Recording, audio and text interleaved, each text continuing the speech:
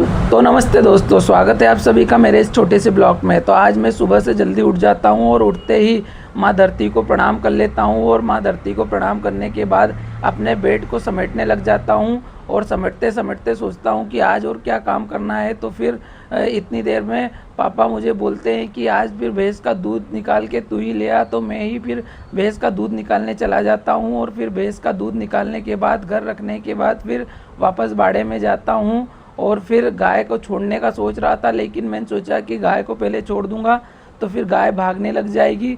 तो फिर मैं सोचता हूँ कि पहले भैंस को छोड़ देता हूँ और फिर गाय को छोड़ता हूँ। तो मैं फिर चला जाता हूँ भैंस के पास और भैंस तो बहुत ही ज़्यादा मस्ती करती है। तो मैं फिर धीरे से भैंस को छोड़ने लग जाता हूँ, लेकिन भैंस खूब खिंचाती है तो मेरे से फिर छूट नहीं पाती है। झटपट करके मैं फिर भैंस को छोड़ता हूँ और भैंस को छोड़कर फिर गाय को भी मैं छोड़ देता हूँ। फिर गाय को छोड़कर और लंबा रास्ता गाय को भी बांध देता हूँ और फिर निकल लेता हूँ नदी के साइड भैंस और गाय को छोड़ने के लिए। तो भैंस भी आगे आगे दौड़ते जाती है और पीछे पीछे मैं चला जाता हूँ और फिर छोड़ के आ जाता हूँ वापस बाड़े में। और बाड़े में फिर वापस साफ़ सफाई में लग जाता हूँ, क्योंकि आज मुझे बहुत सारी साफ़ सफाई भी करनी थी। और फिर साफ़ सफाई करते करते गोबर निकालते सुपड़ी से फिर सारा गोबर निकालता हूँ। और गोबर तो भैंस और गाय ने उस पे चल चल के सब दबा दिया था। तो फिर मैं छोटा सा पावड़ा लेता हूँ और खुरेच खुरेच कर फिर गोबर निकालने लग जाता हूँ। फिर धीरे धीरे पूरे बाड़े से गोबर को साफ़ कर देता हूँ और एक तगारी में भर लेता हूँ और फिर गोबर के रुकड़े पर फेंक आता हूँ। फिर वहाँ से वापस आता हूँ और फिर वापस अब झाड़ू लगाने की शुरुआत करता हूँ, क्योंकि बायरा अपना तैयार था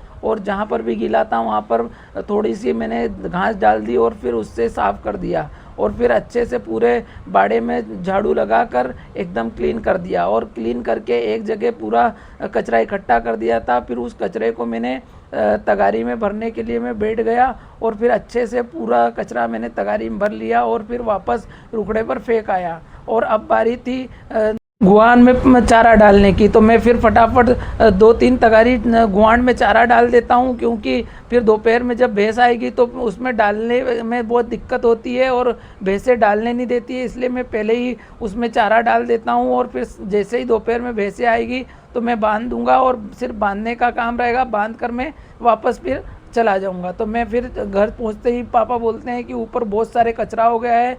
तो बाहर जो टीन सेट लगा था उसको मैं झाड़ू से साफ़ करने लग जाता हूँ। बहुत सारा आप देख सकते हो कितना कचरा टीन सेट पर इकट्ठा हो गया था, क्योंकि हमारे घर के बाहर नीम है तो नीम की सारी पत्तियाँ टीन सेट पर गिर जाती है और अब बारिश आने वाली है तो फिर ये सड़ने लग जाएगी, जिससे हमारा टीन सेट ख़राब हो जाएगा। इसलिए मैं साफ़ सफाई में लग जाता हूँ। फिर धीरे धीरे मैं पूरे टीन सेट को साफ़ करने में लग जाता हूँ और धीरे धीरे मैं पूरे टीन सेट को एकदम क्लीन करने में लग जाता हूँ। लेकिन बहुत सारा टीन सेट पर कचरा था तो मैं एक थैली में सारा कचरा भर भर के नीचे पापा को देता हूँ और पापा नीचे फेंक आते हैं। फिर ऐसे धीरे धीरे करके मैंने पूरा टीन सेट आप देख सकते हो क्लीन एकदम कर दिया है और अब पानी आएगा तो ये धोकर एकदम नया हो जाएगा।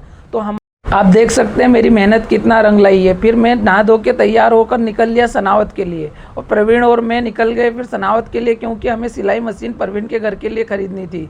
तो हम धीरे धीरे फिर पहुंच गए सिलाई मशीन की दुकान पर। तो वहां जाते ही देखते हैं कि दुकान वाले दादा मोबाइल में बहुत ज़्यादा बिजी थे। तो मैं उनके साथ पास खड़े होकर फिर उनको भी ब्लॉक में ले लेता हूँ और उनको पता भी नहीं चलता है। फिर अंदर हम चले जाते हैं उनके लड़के के पास, जो हमें सारी सिलाई मशीन एक एक कर कर दिखाते हैं। तो पहली सिलाई हमें मशीन दिखाई तो ये हमने सौरभ की सिलाई मशीन देखी, फिर अरुण की देखी, फिर आज़ाद की देखी और बहुत सारी हमने मशीनें देखी सिलाई की जो ऑटोमेटिक मशीनें हैं। लेकिन हमें उसमें से सिर्फ आज़ाद की सिलाई मशीन ही पसंद आई।